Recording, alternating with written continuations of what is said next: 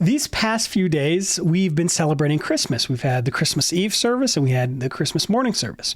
There's some churches that are blessed enough to be able to have a Christmas midnight mass, a Christmas dawn mass, a Christmas day mass, Christmas afternoon, and have all these church services, all these times where you can meet together as Christians and celebrate the Advent and the birth of Christ. And these are wonderful things.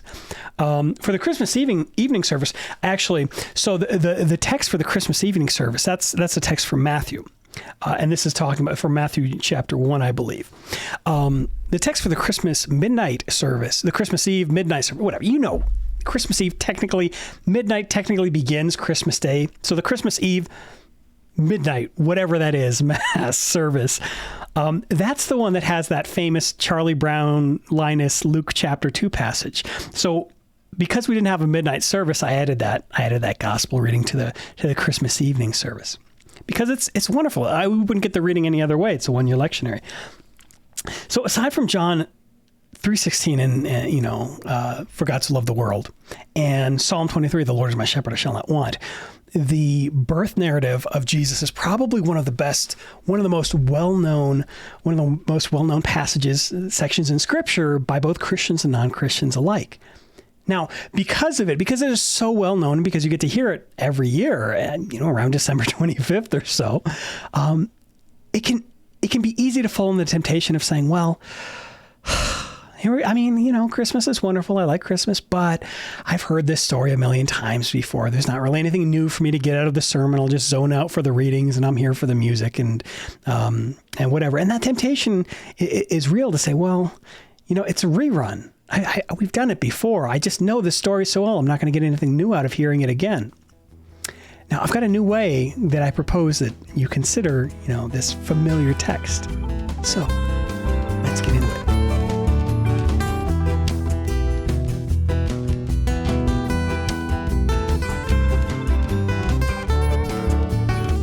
I thought about this at first, like you're watching a sitcom, and you've seen the episode before. And there's some sitcoms where you can watch an episode a bunch of times, and it's just as funny the first time as it is, the next 500 times.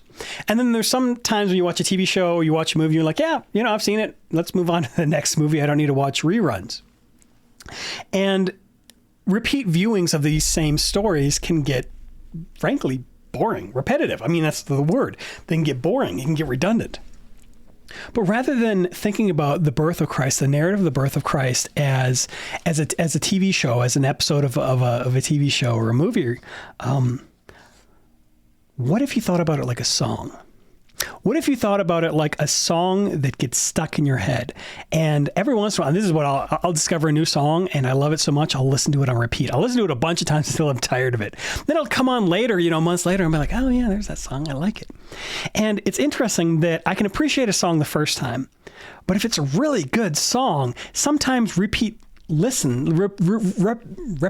of listening to it multiple times actually brings out new things in the song that I didn't notice the first few times around. So I can actually appreciate new things by hearing the same song over and over again.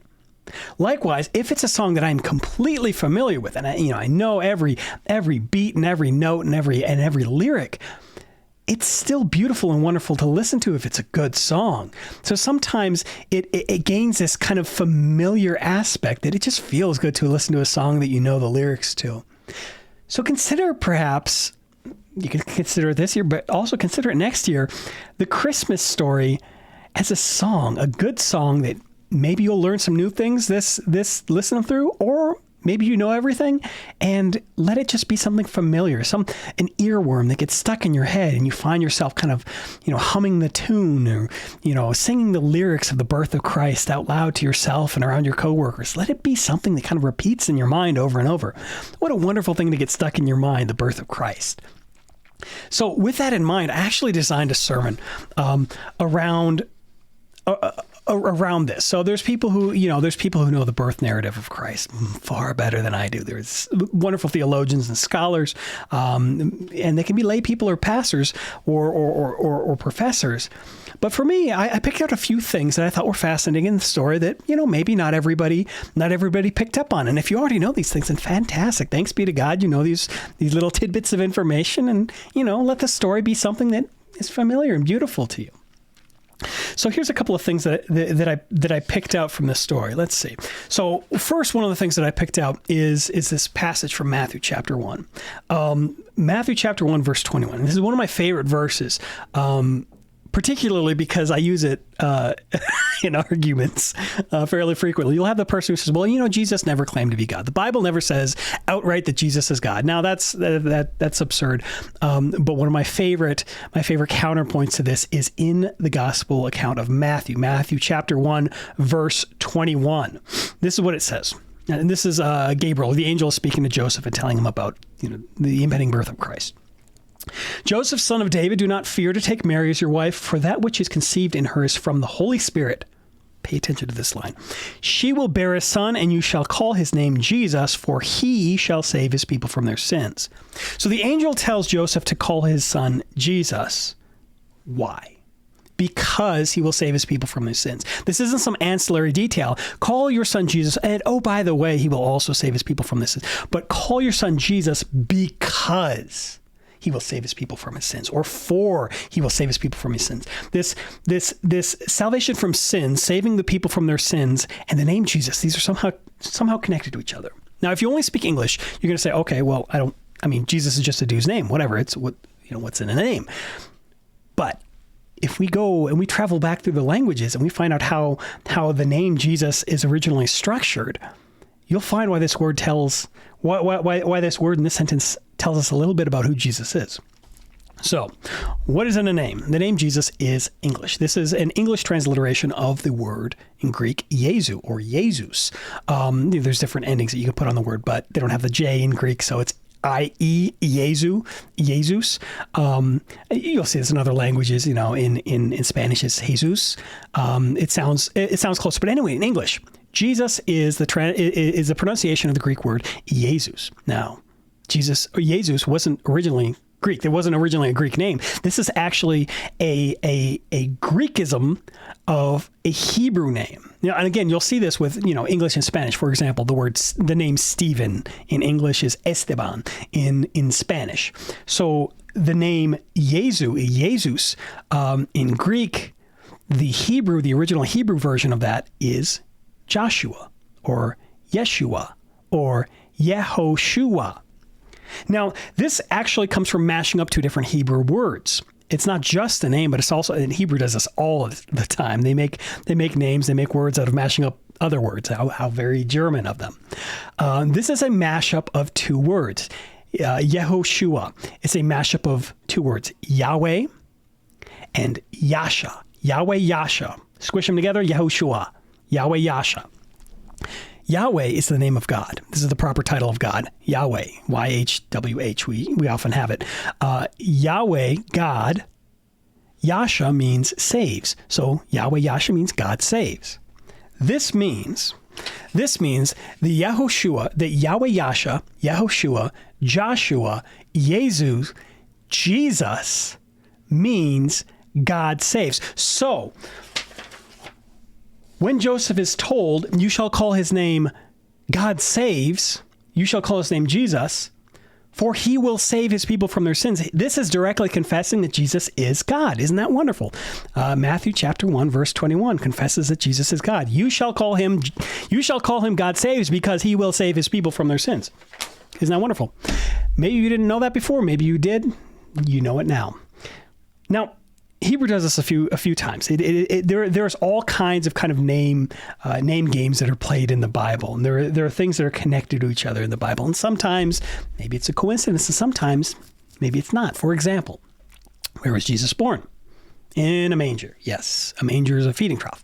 The manger is presumably in a stable or a cave or whatever. It's a feeding trough, so we assume it's in a barn, right? Or the Middle Eastern equivalent of a barn at this time. But he's born in the town of Bethlehem. Now, remember, Hebrew, they do that thing with the words where they mash a bunch of words together and they make a proper name. So what does Bethlehem mean? Well, the word Beth means house. And whatever follows after is, The house of what? So Lechem means house of bread. You'll see this with other town names. Beth El is short for Elohim, which means God, house of God, Beth El. Beth Ani is short for house of figs or house of tribulation, something like that. Apparently it can mean either one or it means one or the other of them. Bethlehem, where Jesus was born, is the house of bread. Do you think it's a coincidence that the bread of life is born in the house of bread and placed into a feeding trough? You think that's a coincidence? Or do you think maybe God had something he was communicating here, like this was an intentional connected theme? Something for you to consider. Maybe you already thought of it. Maybe you didn't. Now you know. Okay. But why was Jesus in the manger in the first place? Why was he in the manger in the first place? Why wasn't he just in a house or a hotel or something like that? So, the narrative story, Las Posadas, whatever you want to call it. This is Mary and Joseph. They were traveling around Bethlehem, and there was no room for them in the inn. The Motel 6 had that flashing no vacancy sign out front. What a shame. And then, born in the manger, right? But going back to the original languages, the Greek word for, there was no room for them in the inn. Let me see. Do I have written down the passage from Luke? I do not have that one written down. Anyways, he was born laid in the manger because there was no room for them in the inn. I'll put the verse on the screen. The word that we translate to inn doesn't necessarily mean Motel 6. It can also mean guest room. It means spare room. It means dwelling place. So, for example, later on, Jesus and his disciples are in the upper room. They're doing the Lord's Supper, that thing. The place where he is there, that's the guest room. That's the same room that's translated to inn. So it could mean a guest room. Well, why were Mary and Joseph in Bethlehem in the first place? Good question. It tells you in the text that they were going to their hometown to be registered. Everybody was going to their hometown to be registered. So it was probably a cramped situation. Lots of people returned to their hometown, the city of David, Bethlehem. Joseph was going back to his hometown. Now, what do you find in hometowns? Usually, well, if there's not cars to travel a long distance away from your hometown, presumably you have family in your hometown. So Joseph was going and taking his bride-to-be Mary, this very pregnant woman, so pregnant that she would give birth that night. He was taking her to Bethlehem. Again, Motel 6s didn't exist. So likely what he was doing was he was trying to go and stay with family members. And he was knocking on the door of a family member's house, and they told him, sorry, there's no place for you here. There's no room for a woman so pregnant that she's going to give birth tonight. Can you fathom the gall? His own family denying him and his very pregnant wife just a place to stay for the night. Why would they do this? Why would they do this? Yeah, sure. Okay. The house is full. Yeah. But do you think maybe, a single dignified, responsible male in the family would be willing to give up his spot for the sake of a pregnant woman? I mean, presumably, if it's the reason there's no room is because there's other people there and not one of them would give up their spot. Joseph, I'm sure, would have slept outside in the mud if it meant that Mary could have a spot inside. So why do Joseph's relatives refuse a spot for Mary? She's pregnant before getting married. Back in the day, that used to mean something. That used to mean something very dishonorable. So Mary and Joseph, by extension, they are being treated with dishonor. They are being rejected from a family house when she is most in need. All of a sudden, this story of there's no room in the inn takes on a different meaning of, oh wow. This is, I got two verses for you. Here we go. Where do I have it? The Apostle John writes this in his gospel account. He came to his own, and his own people did not receive him. Starts here with, it starts with back in Genesis, but here where Jesus is coming to his own people, his own family in Bethlehem, family of his mother, and they don't receive him. Isaiah writes this: he was despised and rejected by men, a man of sorrows and acquainted with grief. As one from whom men hide their faces, he was despised and we esteemed him not. See this lyric, this verse in this song that's going through your head of the birth of Christ? This is a pattern that is set up for Jesus' ministry on earth. He continues to be rejected by those who should be close to him. Those who should be accepting him and saying, yes, this is Jesus, this is God. A prophet is not welcome in his hometown. His own people rejected him.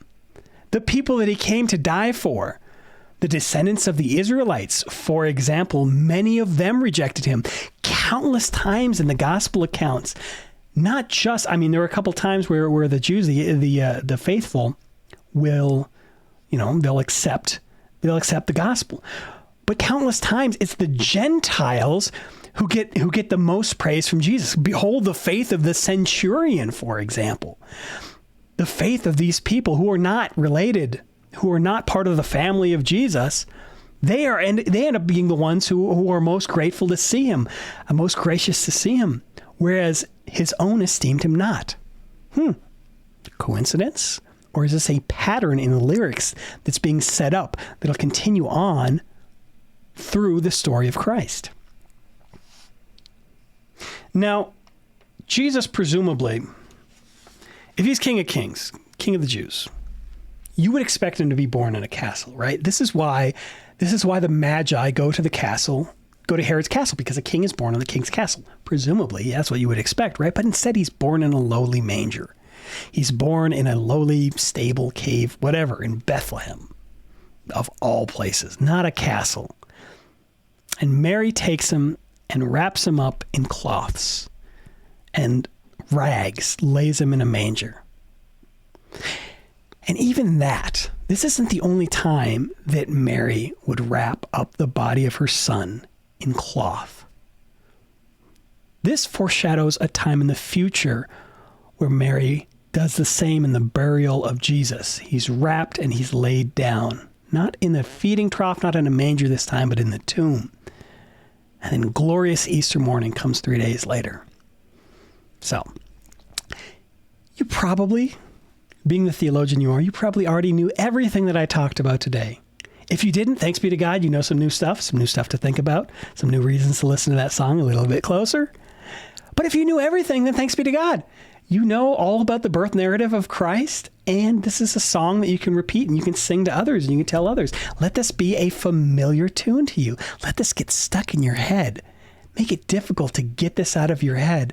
The birth of Christ, Jesus, God, would come down to earth, become man, live a perfect life, die, and come back from the dead for your sake, because he loves you.